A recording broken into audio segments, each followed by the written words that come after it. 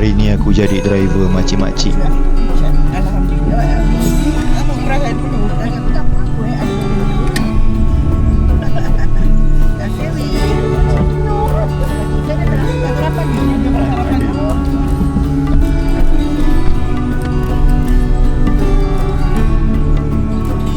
Sambil menunggu, aku makan.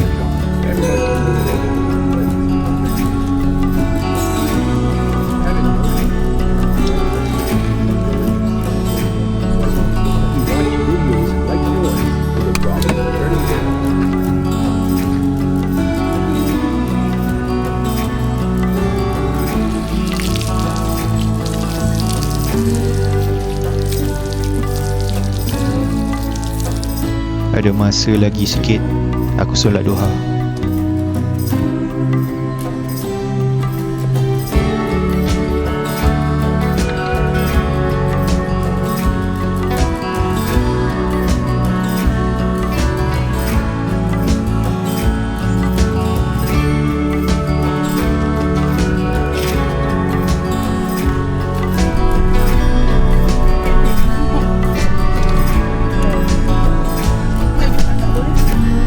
Lepas tu singgah pasar raya jap.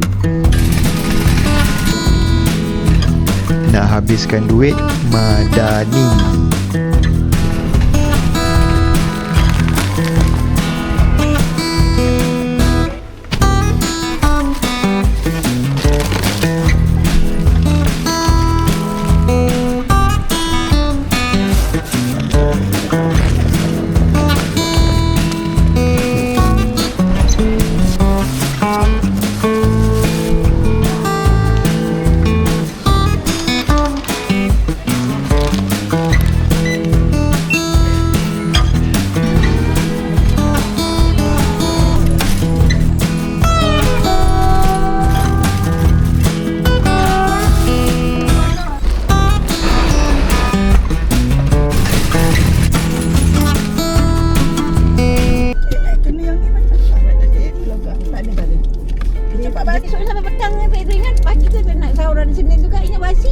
Bangun ni, saya pesan dengan air jangan banyak ngam-ngam aja. Nampak? Itu saja untuk hari ni. Sorry lah agak bosan sikit. Jumpa dekat vlog akan datang. Macam biasa, kalau nak support aku boleh tekan link Ko-Fi dekat description. Okay, bye-bye.